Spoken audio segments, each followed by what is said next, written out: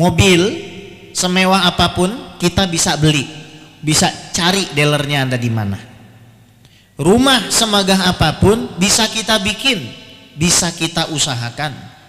Tapi saya mau tanya sama teman-teman Remisya semua, di mana tempatnya apabila kita sedang kekurangan iman dan kita mau membelinya? Saya ingin membeli iman, ada yang jual. Iman ini satu hal yang sangat mahal sekali. Banyak orang memiliki harta triliunan tapi tidak punya iman kepada Ramadan.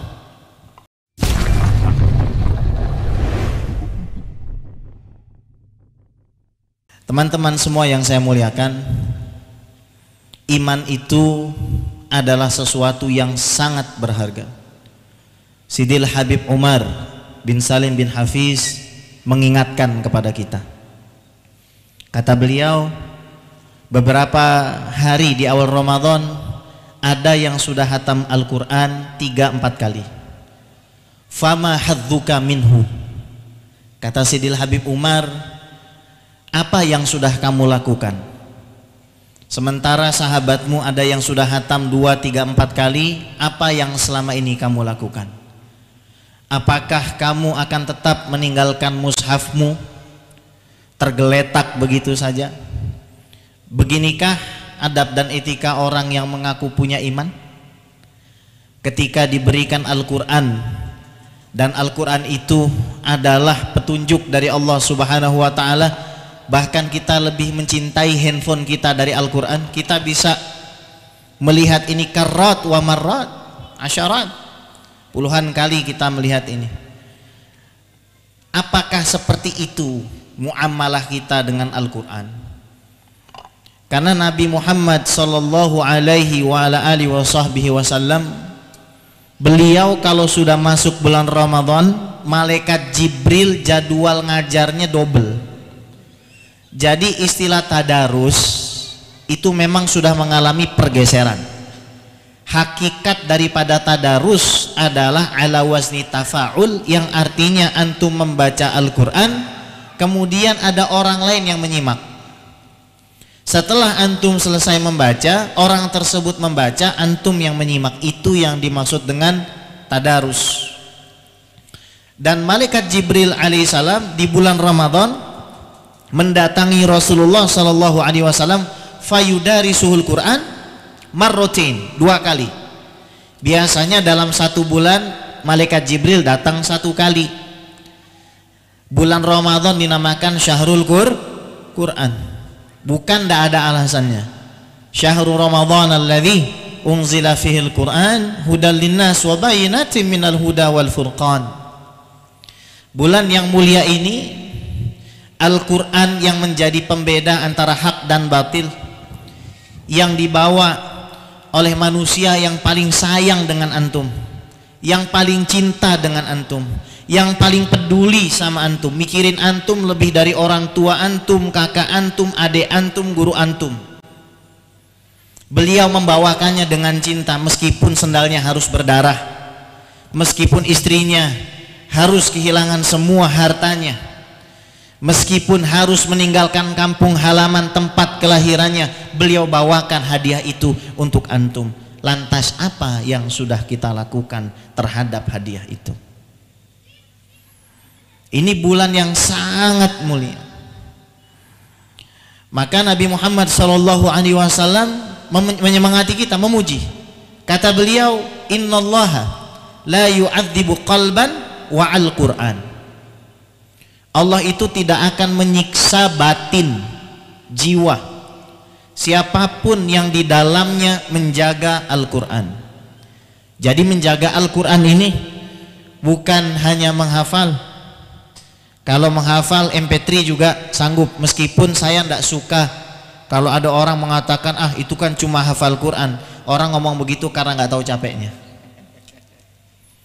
nggak tahu capeknya ngapalin ayat-ayat itu, nggak tahu capeknya kalau murojaah terus lupa, makanya dia bisa ngomong begitu.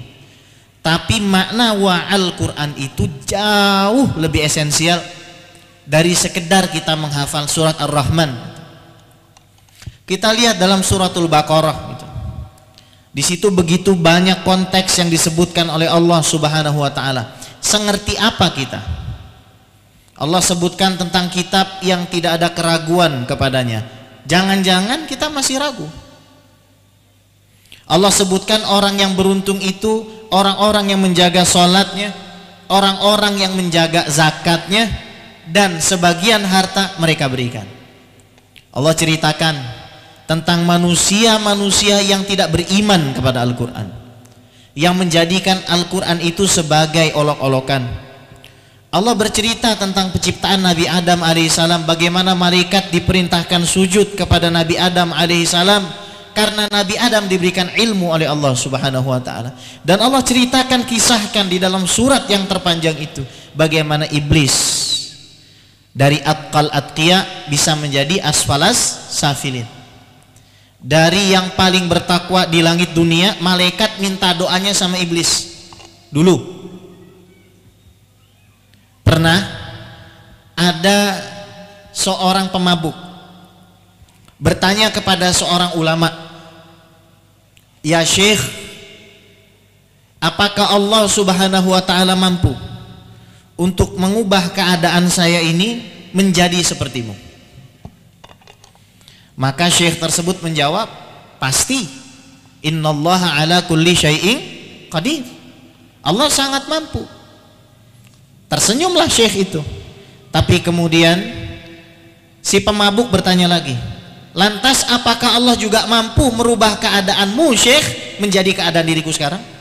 Nangislah syekh itu.